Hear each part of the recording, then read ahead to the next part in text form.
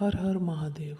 आप सुन रहे हैं आध्यात्मिक यात्रा द्वारा प्रसारित शिव पुराण, जिसमें शिव पुराण को 7 संहिताओं तथा 11 खंडों में बांटा गया है। सबसे पहले हम इसके परिचय की तरफ चलेंगे। हिंदू संस्कृति में कल्याणकारी सदाशिव का स्थान सभी देवताओं में सर्वोपरि है। भारत ही नहीं अपितु समस्त विश्व में शिव की आराधना किसी न किसी रूप में की जाती है। सर्वाधिक प्राचीन देवों में भगवान आशुतोष शिव को इस सृष्टि का नियंता, पालनकर्ता और संहारक माना गया है। उन्हीं की इच्छा से सृष्टि का आविर्भाव होता है और उन्हीं की इच्छा से इसका विनाश होता है। प्रस्तुत शिव पुराण में भगवान शिव के महात्म्य, लीला और उनके कल्याणकारी स्वरूप का विस्तृत वर्णन किया गया है। योगेश्वर भगवान शिव महामंडित महादेव है। वे आदि, सिद्ध, परमेश्वर और सभी देवों में प्रधान हैं। देवों में भगवान शिव को अजन्मा, अव्यक्त, सबका कारण, विश्व सृष्टा और संहारक माना गया है। शिव का अर्थ है कल्याण स्वरूप, अर्थात सभी का भला करने वाला। वे देव, दानव, गंधर्व, किन्नर, मनुष्य, ऋषि मुनि, सिद्ध, योगी, तपस्वी, सन्यासी, भक्त और यहाँ तक कि नास्तिकों का भी कल्याण करने वाले हैं। विश्व कल्याण के लिए वे स्वयं गरल का पान करने वाले नीलकंठ है और संसार में प्रलय मचाने वाले नटराज। वे स्वयंभू भगवान शिव है और सभी देवदानवों के आराध्य हैं। इस महापुराण में शिव तत्व का विशद विवेचन किया गया है।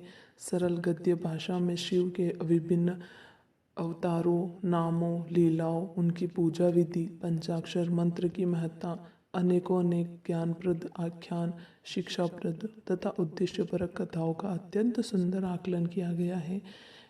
प्रयास किया गया है कि भाषा को सरल से सरल रखा जाए ताकि श्रद्धालु शिव के कल्याणकारी स्वरूप और शिव तत्व के मर्म को सहज रूप से हृदयंगम कर सके।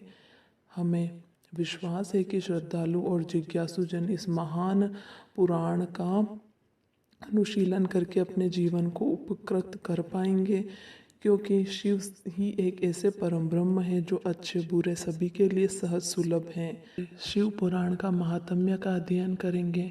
संहिताओं में क्रमशः विद्येश्वर संहिता, रुद्र संहिता जिसमें 5 खंड है, श्री सतरुद्र संहिता, श्री कोटि रुद्र संहिता, श्री उमा संहिता, श्री कैलाश संहिता, श्री वायवीय संहिताओं का अध्ययन करेंगे। पहला अध्याय, सूत जी द्वारा शिव पुराण की महिमा का वर्णन। श्री शौनक जी ने पूछा, महाज्ञानी सूत जी, आप संपूर्ण सिद्धांतों के ज्ञाता है, कृपया मुझसे पुराणों के सार का वर्णन करें। ज्ञान और वैराग्य सहित भक्ति से प्राप्त विवेक की वृद्धि कैसे होती है तथा साधु पुरुष कैसे अपने काम, क्रोध आदि विकारों का निवारण करते हैं। इस कलियुग में सभी जीव आसुरी स्वभाव के हो गए हैं, अतः कृपा करके मुझे ऐसा साधन बताइए जो कल्याणकारी एवं मंगलकारी हो तथा पवित्रता लिए हो। प्रभु, वह ऐसा साधन हो जिससे मनुष्य की शुद्धि हो जाए और उस निर्मल हृदय वाले पुरुष को सदैव के लिए शिव की प्राप्ति हो जाए। श्री सूत जी ने उत्तर दिया, शौनक जी, आप धन्य हैं, क्योंकि आपके मन में पुराण कथा को सुनने के लिए अपार प्रेम व लालसा है।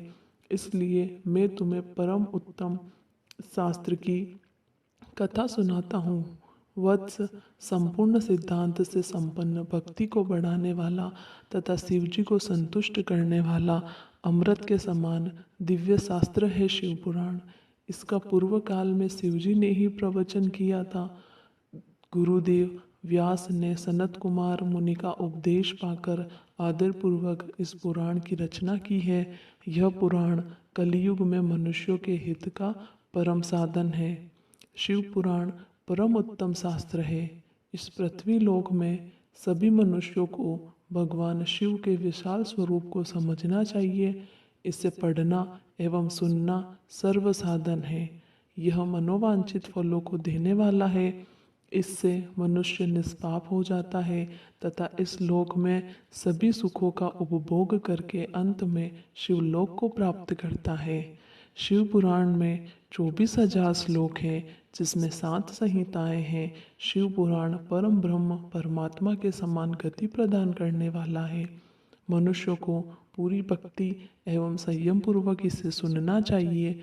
जो मनुष्य प्रेम पूर्वक नित्य इसको वांचता है या इसका पाठ करता है, वह निसंदेह पुण्यात्मा है। भगवान शिव उस विद्वान पुरुष पर प्रसन्न होकर उसे अपना धाम प्रदान करते हैं। प्रतिदिन आदर पूर्वक शिव पुराण का पूजन करने वाले मनुष्य संसार में संपूर्ण भोगों को भोग कर भगवान शिव के पद को प्राप्त करते हैं। वे सदा सुखी रहते हैं। शिव पुराण में भगवान शिव का सर्वस्व है। इस लोक और परलोक में सुख की प्राप्ति के लिए आदरपूर्वक इसका सेवन करना चाहिए। यह निर्मल शिव पुराण धर्म, अर्थ, काम और मोक्ष रूप चारों पुरुषार्थों को देने वाला है। अतः सदा प्रेम पूर्वक इसे पढ़ना एवं सुनना चाहिए। ओम नमः शिवाय।